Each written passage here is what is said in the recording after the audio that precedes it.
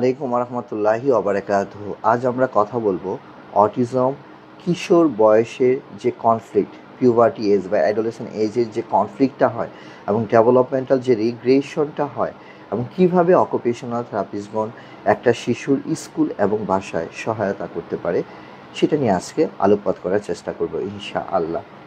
কিশোর কিশোর বয়সে অটিজমের যে চ্যালেঞ্জটা গবেষণায় দেখা গেছে 25 থেকে 30 ভাগ অটিজম শিশুর হরমোনাল পরিবর্তনের সময় রিগ্রেশন বা আচরণগত পরিবর্তনের সম্মুখীন হয়ে থাকে তারা।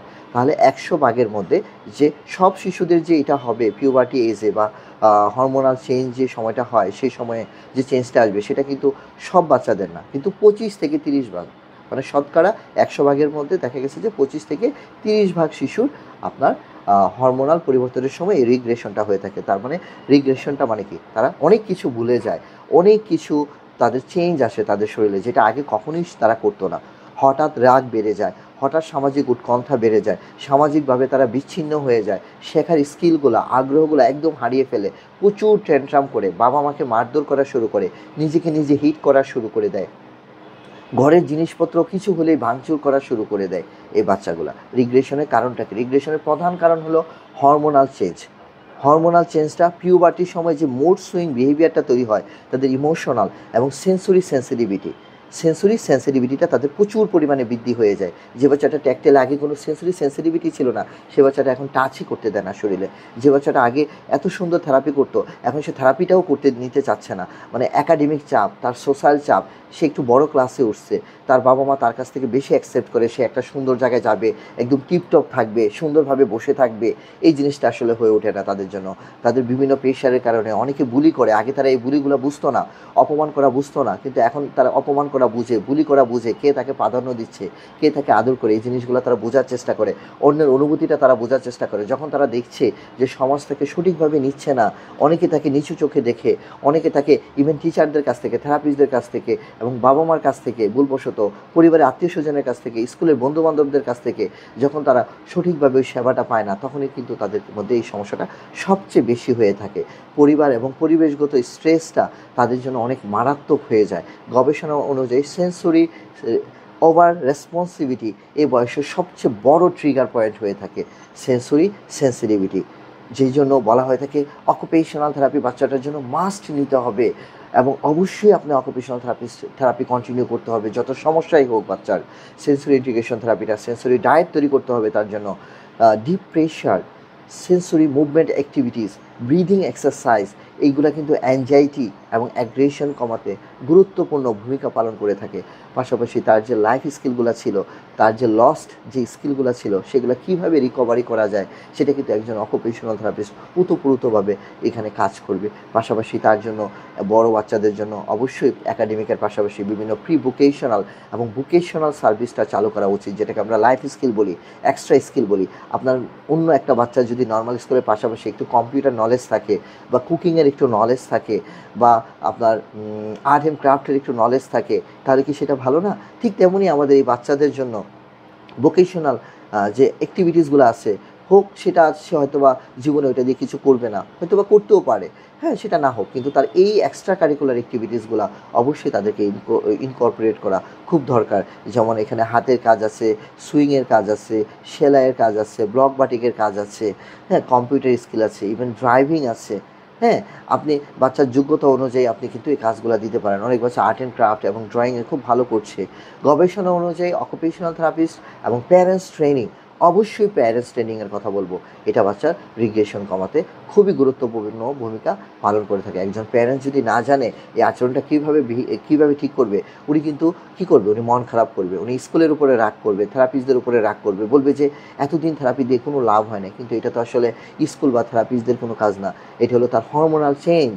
এখানে এটা আমাকে মেনেই নিতে হবে, হরমোনাল চেঞ্জ আসবে, বাচ্চার চিকিৎসা করতে হবে, হরমোনাল এন্ডোক্রাইনোলজিস্টের কাছে আপনাকে যেতে হবে। চাইল্ড এন্ডোক্রাইনোলজিস্ট সম্পর্কে আমরা একটু জানবো, অবশ্যই জানবো তাদের কাজটা কী, তারা কী নিয়ে কাজ করে, অবশ্যই আমরা জানবো। স্কুল হিসাবে আমরা কি করতে পারি, আমরা শিক্ষক এবং অভিভাবক এবং থেরাপিস্টদের সমন্বয়ে রেগুলার বসে তার সমস্যাগুলো সমাধান করার চেষ্টা করতে হবে, একসাথে বসতে হবে, সেন্সরি ব্রেক দিতে হবে তাকে, একটানা কাজ করানো যাবে না।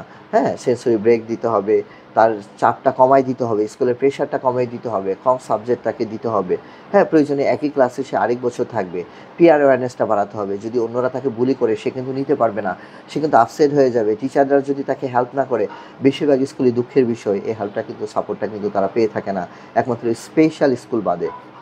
খুবই কষ্টের একটা ব্যাপার, কারণ এটা তাদেরকে আমি দোষ দিব না, এটা আমাদের সোসাইটির একটা সমস্যা, এটা আমাদের সামাজিক একটা সমস্যা। স্কুলগুলোতে এখনও অ্যাওয়ারনেস নাই, স্কুলের ম্যানেজমেন্ট এবং স্কুলের শিক্ষকরা জানে না কীভাবে একটা অটিজম বাচ্চাকে হ্যান্ডেল করতে হবে। তো অটিজমের অ্যাওয়ারনেসটা প্রত্যেকটা স্কুলে ছড়িয়ে দিতে হবে, প্রত্যেকটা সমাজের প্রত্যেকটা জায়গায়। শিক্ষাক্ষেত্রে অটিজম অ্যাওয়ারনেসটা, ইউনিভার্সিটিতে আমার অনেক বাচ্চা আছে লেখাপড়ায় তারা ভালো করছে, কিন্তু ইউনিভার্সিটিতে অ্যাডমিশন টেস্টেও তারা ভালো করছে, কিন্তু ইউনিভার্সিটিতে তারা কন্টিনিউ করতে পারতেছে না, ইউনিভার্সিটি থেকে বের করে দিচ্ছে অটিজম থাকার জন্য। এই সুযোগটা কিন্তু ইউনিভার্সিটি করে দেওয়া উচিত, তাদের জন্য আলাদা সুযোগ বের করে দেওয়া উচিত, তাদেরকে লেখাপড়ার সুযোগ করে দেওয়া উচিত। এগুলো কিন্তু সোশ্যাল অ্যাওয়ারনেসের মধ্যে, সামাজিক দায়বদ্ধতা থেকে আমরা কিন্তু এটা করতে পারি। সমাজ এবং রাষ্ট্রকে এখানে এগিয়ে আসতে হবে। কখনই একটা থেরাপিস্ট বা একটা ছোট্ট প্রতিষ্ঠানের পক্ষে সম্ভব না যদি সমাজ এবং রাষ্ট্র এগিয়ে না আসে, তাহলে সেটা খুবই কষ্টজনক হয়ে যাবে বাবা মার জন্য, আমাদের এই শিশুদের জন্য।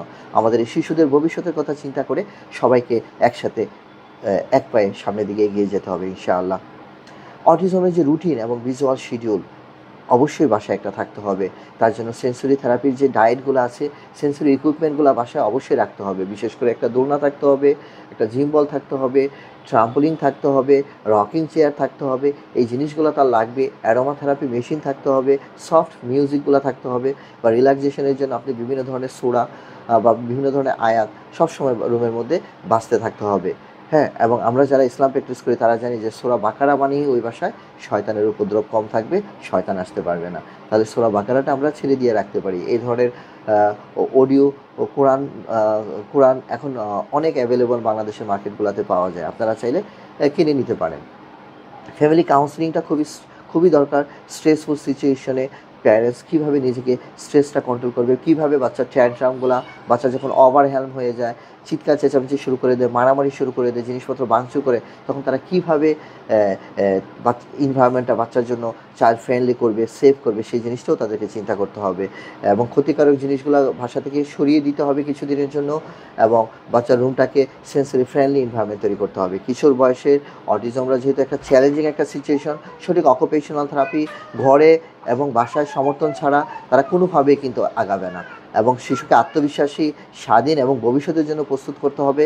একসাথে আমাদের এগিয়ে যেতে হবে ইনশাল্লাহ। এইভাবেই একটা শিশু সামনের দিকে এগিয়ে যেতে পারবে। সবাই ভালো থাকবেন, সুস্থ থাকবেন। আসসালামু আলাইকুম।